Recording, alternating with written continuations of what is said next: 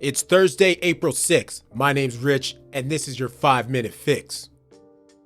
All right, baby, we got some real-life snakes on a plane. Deadly Cobra in cockpit forces emergency landing. This is out in South Africa.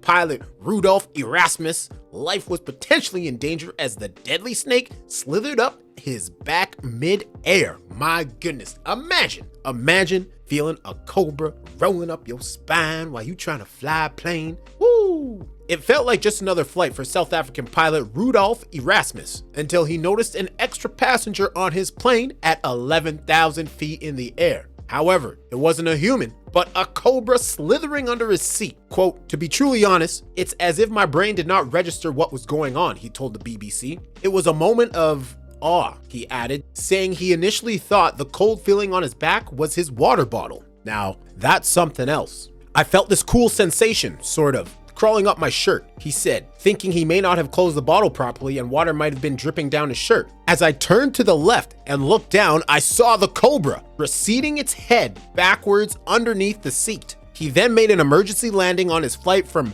Bloemfontein to Pretoria. The private plane, a Beechcroft Baron 58, was carrying 4 passengers as well as the snake.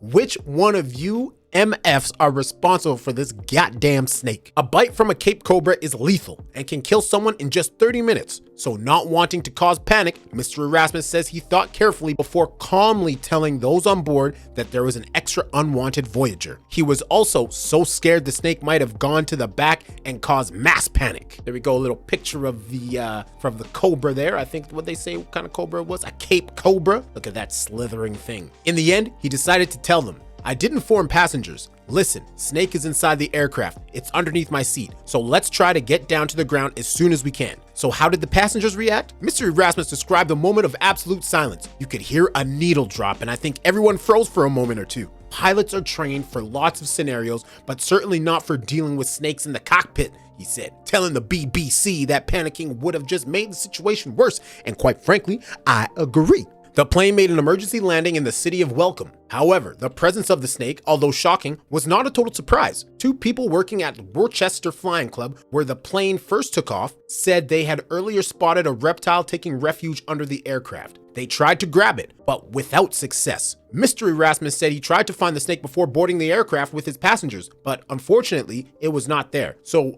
we all then safely assumed that it must have crawled out overnight or earlier that morning, which was on Monday. The slithering passenger is still missing, as engineers who then stripped the plane are yet to find it. Mr. Erasmus has been hailed a hero, with South African Civil Aviation Commissioner Poppy Kosa praising his great airmanship indeed, which saved all lives on board, according to the News 24 site. But the modest pilot says he doesn't feel like he's special for what he did. "I think it's just a bit blown up, if I can be direct," he said. "It's also my passengers that remain calm as well." Oh my goodness, I don't know how I'd react to that. Hell, you go on a commercial flight and you hear that there is a snake on the plane? Good luck. Up next, Virginia YouTuber shot during prank video. Tanner Cook, who records pranks for his YouTube channel, Classified Goons, was hospitalized. My goodness. So we got that video up top there. I don't know. I'm not going to play it because, we might get some copyright business going on. Tanner Cook, a YouTuber who uploads videos for his channel, Classified Goons, was shot Sunday while filming a prank video. The incident occurred at the Dulles Town Center Mall in Sterling, Virginia. Cook, who's 21, frequently posts content in which he and his friends play pranks on people. He tried pulling one on Alan W. Coley, 31, but was met with gunfire. Now that is wild. I mean, I can't really say I condone prank videos. You know what? Some of them are tasteful. A lot of them are tasteful, but some of them get taken too far. Now, I'm not going to say this guy deserved to be shot, but as Philly D says, play stupid games, you win stupid prizes. The Loudoun County Sheriff's Department said in a press release that Cook, who was shot in the abdomen, was transported to a local hospital. The agency declined to provide additional information about the incident, citing an active investigation. Coley was charged with aggravated malicious wounding, use of a firearm to commit a felony, and discharging a firearm in a building. Videos of his arrest circulated on social media following the incident. Quote, "I was playing a prank and and a simple practical joke, and this guy didn't take it very well, Cook told this local CBS affiliate WUSA after undergoing surgery. He did not immediately respond to a request for comment. Coley's bond hearing was scheduled for Wednesday morning. Cook told the affiliate that the experience would not prevent him from making more prank videos in the future. On his channel, he has played practical jokes on Target store workers, Uber drivers, mattress store employees, and others. This is not the first time a prank video has resulted in violence. In 2021, NBC News reported that Timothy Wilkes was shot and killed after trying to play a prank on a group of people by approaching them with butcher knives.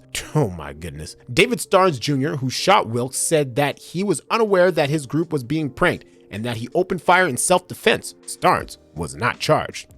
I mean, makes total sense to me. How you gonna run up on somebody with butcher knives and expect them not to think something is wrong? Like, what kind of prank is that? As for Mr. Cook here, you know, I'm sure he'll use whatever footage he can as evidence, or not evidence, but in a YouTube video. Maybe it might not be that much because it's going to be used in evidence in the trial against this guy who shot him. So, you know, that is, what can I say? Again, play stupid games, win stupid prizes kind of thing. And here we go. I shouldn't laugh. Again, play stupid games, win stupid prizes. A Texas man bragged about stealing $50K from a Mexican drug cartel. He was kidnapped less than 2 hours later and is still missing. I don't know. A Texas man bragged about stealing $50,000 from a Mexican drug cartel. Less than 2 hours later, he was kidnapped by a group of armed men from a home in southern Texas and taken over the border. The FBI says he's still missing. Witnesses overheard Eric Tadeo Ramirez bragging on a phone call to an unknown woman about stealing money from the cartel, Del Noreste, while he was at a house party in Laredo, a town close to the U.S. border with Mexico, at about 11 p.m. on March 23rd, according to an affidavit reviewed by the Laredo Morning Times. At about 12:45 a.m., on March 24th, a group of 2 or 3 masked men arrived in a location in a blue Dodge pickup truck and assaulted Ramirez before forcing him into the car, the FBI said, per the Morning Times. The car then crossed into Mexico about an hour later, with video footage showing a man with a bloody face trying to exit the passenger door of the vehicle while it was still in motion. He was pulled back inside the door, according to the affidavit. Authorities determined that the car was registered to a mother of Jonathan Cavriales. He has since been arrested on a charge of kidnapping. According to the Morning Times, the car was parked outside of the Cavriales' grandmother's house in Nuevo Laredo, which is over the border in Mexico, on the morning of March 24th. Cavriales is believed to have stayed at the property overnight. A day later, on March 25th, FBI special agents spoke to 2 individuals at the address Ramirez was taken from, who said they witnessed Ramirez being kidnapped by 2 or 3 armed individuals, the Morning Times reported, citing court documents. This is a wild, there's like ads here that aren't showing up, aren't popping up, which, I mean, it's whatever, but it very interesting.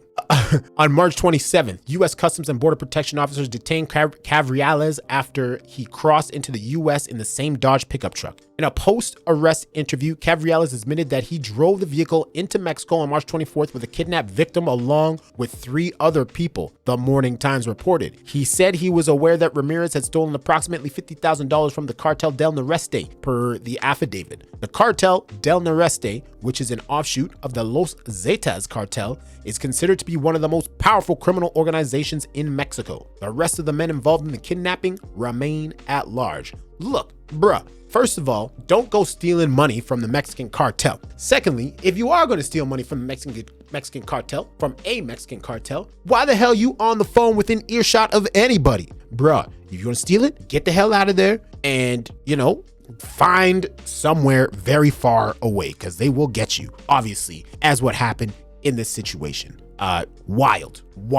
That will be all for today, though. Thank you for watching. Don't forget to hit like and subscribe and all that good stuff. And this has been your 5-minute fix.